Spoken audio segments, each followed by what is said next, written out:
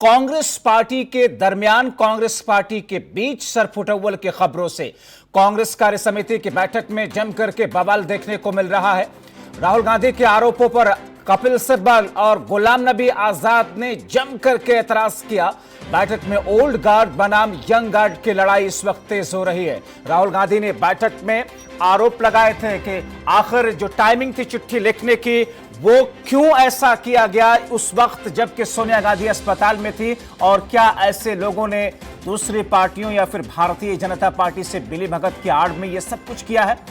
तो आजाद ने कहा कि चिट्ठी लिखने की वजह से जो कुछ स्थिति सामने आई है, अगर ऐसा कुछ साफ होता है, गठजोड़ के कोई भी सबूत सामने आते हैं, तो फिर त्याग पत्र दे देंगे। कांग्रेस में खुल करके अब सामने आ चुकी है अंतर्कलह और गुटबाजी। कांग्रेस कार्य समिति की बैठक में जमकर के इस वक्त हंगामा हो रहा है। इस कार्य समिति की बैठक में कांग्रेस पार्टी की वो तमाम दिग्गज नेता जो कि सीडब्ल्यूसी के मेंबर हैं, वो इसमें शामिल हैं।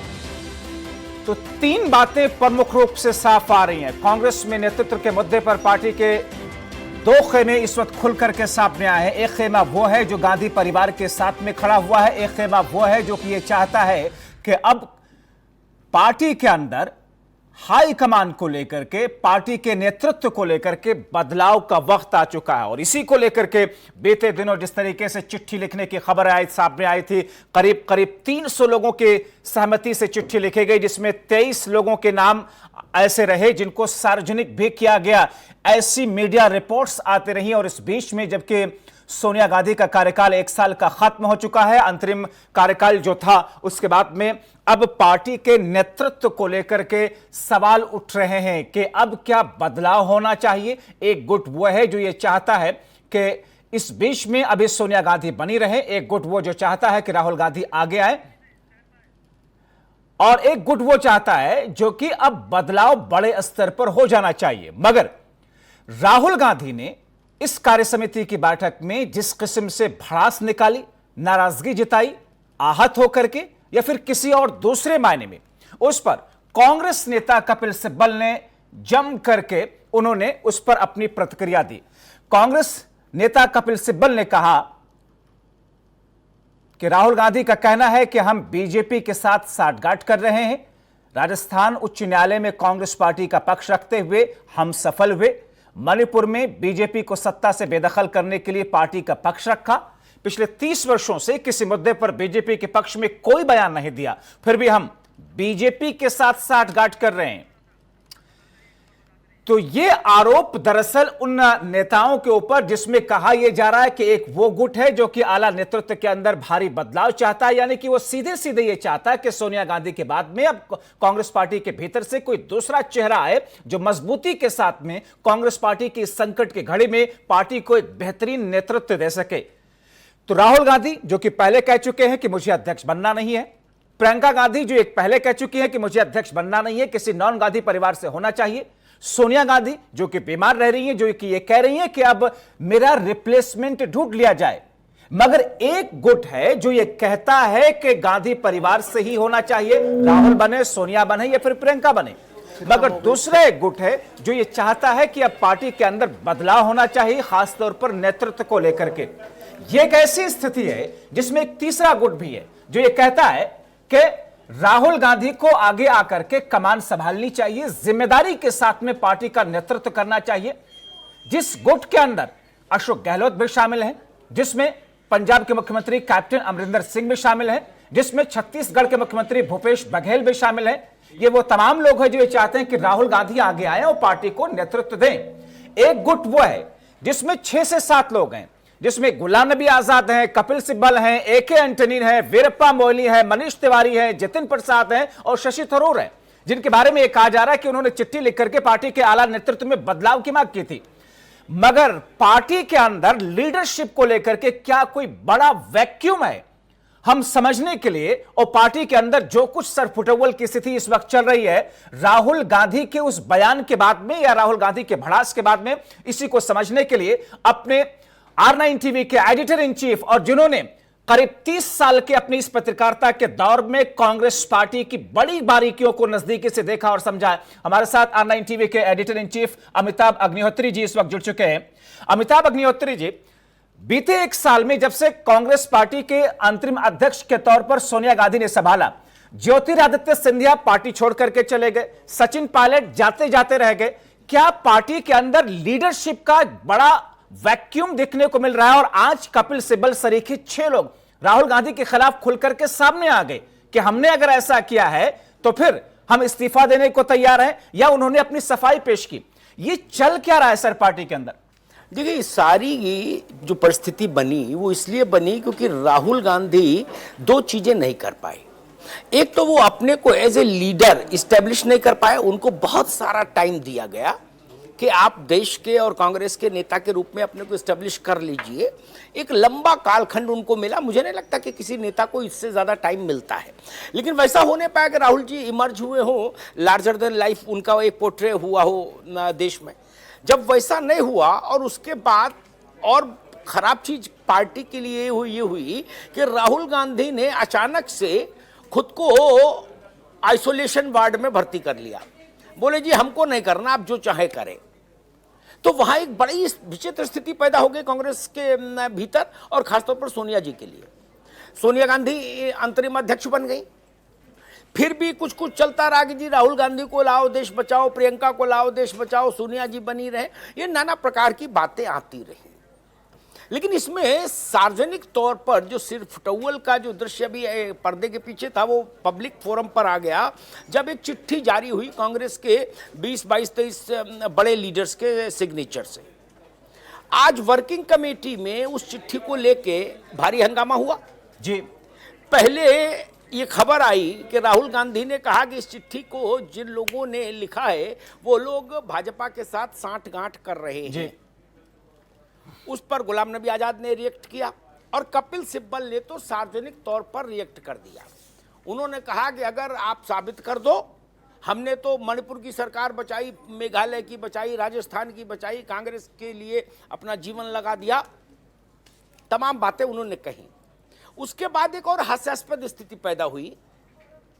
कपिल सिब्बल ने उसके 1-1.5 घंटे बाद एक ट्वीट किया कि राहुल गांधी ने मुझे फोन करके कहा कि सिब्बल साहब आपके लिए कुछ नहीं बोला, आप सांठगांठ वाले नहीं हो, तो इसलिए मैं अब वो ट्वीट वापस ले रहा हूं जी। यानी कोड़ में खाज। जो परिस्थिति अगर वहीं तक रहती जहां कपिल सिब्बल का ट्वीट था, वहां तक भी ठीक था। उसके बाद ये जो भोने ढंग से सफाई आई, इसने परिस्थिति और खराब कर दी। मुझे लगता है कांग्रेस को एक निर्णय तो करना ही होगा। इंदिरा गांधी जब कांग्रेस में टेक ओवर करने की इच्छा रख रही थी, उस वक्त भी ऐसी ही परिस्थितियां थी। सीनियर लीडरशिप जिसमें अच्युत पटवर्धन थे, अशोक सेन थे, निजलिंगप्पा थे, के कामराज थे, ये तमाम लोग थे। ये लोग इंदिरा गांधी के खिलाफ मोर्चेबंदी कर रहे थे। मोरारजी देसाई, इंदिरा गांधी ने पार्टी ही तोड़ दी, एक नई पार्टी बनाई कांग्रेस आई के नाम से, और उसके बाद का इतिहास सबको पता है। जिस पार्टी को इंदिरा जी ने लीड किया वही असली कांग्रेस हो गई, और ओल्ड गार्ड्स की पार्टी तिरोहित हो गई, लुप्त हो गई। क्या राहुल गांधी वैसा कर सकते हैं? क्या राहुल गांधी में श्रीमती इंदिरा गांधी वाला मेटल है? लाख टक्के का सवाल ये है। आपको निर्णय तो करना होगा। आज से 15-17 साल पहले सोनिया जी को एक सलाह किसी समझदार आदमी ने दी थी। भाजपा में नरेंद्र मोदी जी ने तो बहुत बाद में आके मार्गदर्शक मंडल बनाया। उन्होंने कहा था कि अर्जुन सिंह, नटवर सिंह, के करुणाकरण, ये सब लोग उस वक्त थे, करुणाकरण साहब भी जिंदा थे, अर्जुन सिंह भी, कि आप इन सारे सो कॉल्ड सीनियर्स को, मखनलाल फोतेदार, इन सब को एक एडवाइजरी काउंसिल बनाइए, उसमें डाल दीजिए और कांग्रेस रन करने के लिए नए लोगों को मौका दीजिए। सोनिया जी वहां वैसा नहीं कर पाई। इसको भी थामे रहो, उसको भी थामे रहो, तो कुल मिला के जो परिस्थिति बनी वो कांग्रेस की आज सामने है जी। मुझे लगता है अब जब तक इस कॉस्मेटिक सर्जरी से काम नहीं चलेगा, कांग्रेस की हालत खुद में खराब है। अगर वो चाहती है कि उसको बेहतर करना है, मगर ऐसी स्थिति में अमिताभ जी, मीडिया रिपोर्ट्स के आधार पर राहुल गांधी का वो प्रतिक्रिया देना और उसके आधार पर कपिल सिब्बल सरीखे लोगों का ट्वीट करना और उस पर इस तरीके से प्रतिक्रिया देना कि इस्तीफा दे देंगे अगर आरोप ये साबित हो जाते हैं। क्या ये बहुत ही अपरिपक्वता को दर्शाता है या फिर राहुल गांधी की ही अपरिपक्वता है जिसके आधार पर इतना सब छीछा लेदर इस वक्त अभी बिना किसी नतीजे पर पहुंचे हो चुका है?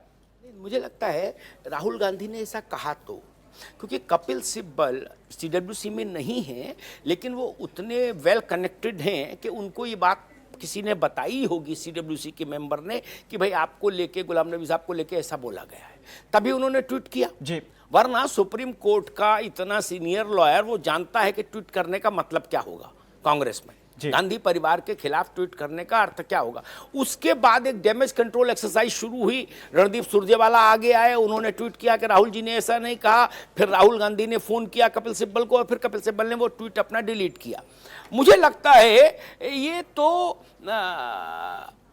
और ज्यादा दलदल में फंसने वाली बात हुई।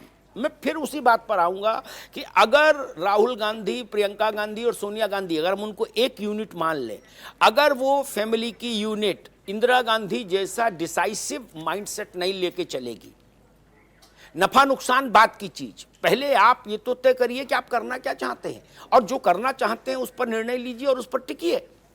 अगर आप वैसा नहीं कर सकते तो फिर हर दिन सीडब्ल्यूसी बुलाइए, यही तू तुम्हें में होती रहेगी जी। और स्वाभाविक है इसका सीधा फायदा भारतीय जनता पार्टी को मिलेगा। देश भर में एक मैसेज गया कि कांग्रेस जब अपना घर नहीं चला पा रही तो देश क्या चलाएगी, ये एक परिस्थिति है।